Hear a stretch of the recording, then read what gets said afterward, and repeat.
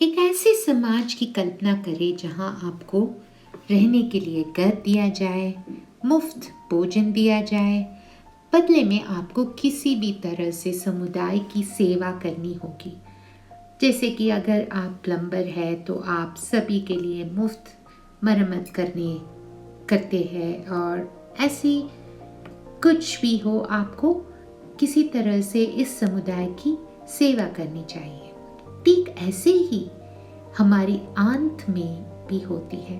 हमारी आंतों में रहने वाले करोड़ों बैक्टीरिया माइक्रोबायोटा कहलाते हैं, और जिन्हें हमारी आंत में बसने की अनुमति दी जा रही है, लेकिन उन्हें मेजबान की मदद करने की ज़रूरत है, और यह कई तरह से मदद करता है।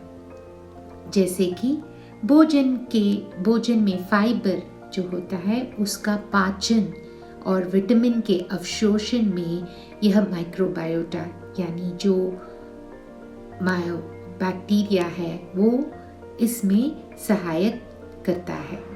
और दूसरा, आंत की प्रतिरक्षा प्रणाली को मजबूत करने में भी यह सहायता करता है। और बलगम, आंत में बलगम की उत्पादन जो आंत में अवरोध बनाता है, उसमें भी यह सहायता करता है। तो एक स्वस्थ व्यक्ति का आंतों का माइक्रोबायोम विभिन्न सूक्ष्म जीवों का एक संतुलित समुदाय होता है, जिसमें बैक्टीरिया, बैक्टीरियोफेज, वायरस, यह इस प्रकार के बहुत सारे जीव जंतु शामिल होते हैं। तो अब हम माइक्रोबायोटा के प्रत्येक कार्य के बारे में विस्तार से जान लेंगे। तो सबसे पहले वह मदद है जो मैंने बताया था, वे पाचन के साथ प्रदान करते हैं। फल, सब्जियों और कुछ अनाज फाइबर के बेहतरीन स्रोत हैं, और आहार में फाइबर तृप्ति को बढ़ाता है और हमें भरा हुआ महसूस कराता है। इसे भारी स्वास्थ्य लाभ मिलता है। लेकिन हम इंसान अपने भोजन में फाइबर को पचा नहीं सकते हैं। हमारे पास उन्हें पचाने के लिए एंजाइम्स नहीं है, लेकिन हमारे अंदर रहने वाले बैक्टीरिया में यह एंजाइम्स है और वह यह पाचन कर सकते हैं।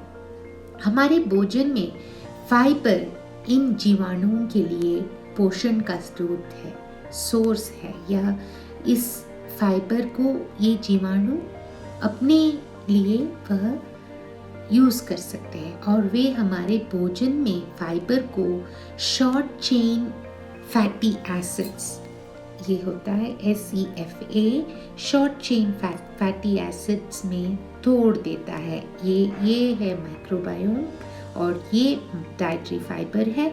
तो ये माइक्रोबायोटा इस डाइटरी फाइबर को शॉर्ट चेन फैटी एसिड्स के रूप में तोड़ देता है, और ये शॉर्ट चेन फैटी एसिड हमारे आंतों के अंदर चले जाता है, और वे प्रवेश करके हमारे शरीर द्वारा उपयोग किया जा सकता है। और ये शॉर्ट चेन फैटी एसिड्स प्रवेश होने के बाद, आंतों के प्रवेश होने के बाद, वह इन कोशिकाओं से मिलता है और महत्वपूर्ण ईंधन और आंत के इम्यूनिटी समारोह को मजबूत करता है। और माइक्रोबायोटा में कोई भी गड़बड़ी गैस्ट्रोइंटेस्टाइनल ट्रैक्ट यानी आंत में एक भड़काऊ वातावरण बना सकता है, और आमतौर पर IBS के इरिटेबल बाउल सिंड्रोम वैसे हो सकता है। मेजबान संक्रमण पैदा करने वाले भोजन से हानिकारक बैक्टीरिया और विष पदार्थों को रोकने के लिए भी एक स्थिर और स्वस्थ माइक्रोबायोटा बहुत आवश्यक होता है। और एक जो माइक्रोबायोटा के जैसे माइक्रोबायोटा हमें हमारे शरीर में और एक रूप में वह सहायता करता है, वो है बलगम बनाता है।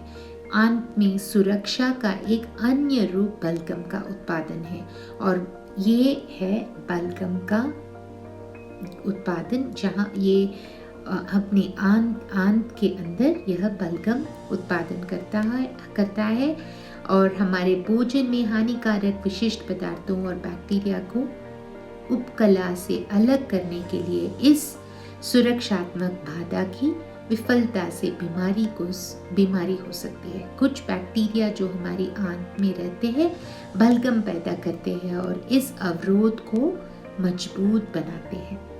तो जब माइक्रोबायोटा हमारे अंदर रहने वाले बैक्टीरिया जो हमारे अंदर रहने वाले बैक्टीरिया है वो इतने सारे कार्य कर रहे हैं और हमारी मदद कर रहे हैं, तो क्या हमारे शरीर की बैक्टीरिया को रक्षा करना हमारा बहुत महत्वपूर्ण नहीं है क्या? तो कैसा रक्षा करें हम?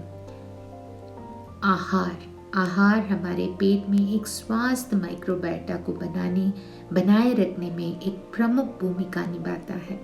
फलों और सब्जियों के रूप में पौष्टिक भोजन एक स्वस्थ माइक्रोबायोटा से जुड़ा होता है। वे फाइबर का एक स्रोत है, जैसे कि हमने पहले ही बताया है आपको।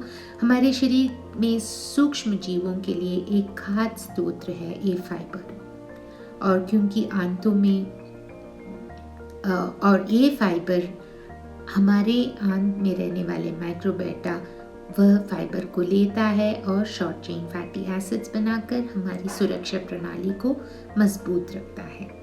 विभिन्न जीवन शैली और पर्यावरणिक कारक जैसे कि स्वच्छता और एंटीबायोटिक दवाइयों का उपयोग करने के बाद हमारे माइक्रोबायोटा हानि हो सकता है। और फाइबर कम रहने वाले आहार जैसे पश्चिमी आहार, वेस्टर्न डाइट की खपत करने और वसा और चीनी की ज़्यादा उपयोग करने से ये माइक्रोबायोटा हानि हो सकता है।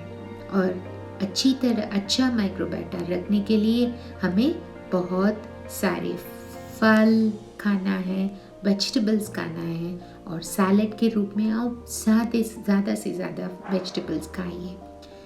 इस प्रकार हम जो भी खाते हैं वह हमारे माइक्रोबायोटा में अच्छे जीवाणुओं के उपनिवेशन में एक प्रमुख भूमिका निभाता है। Thank you.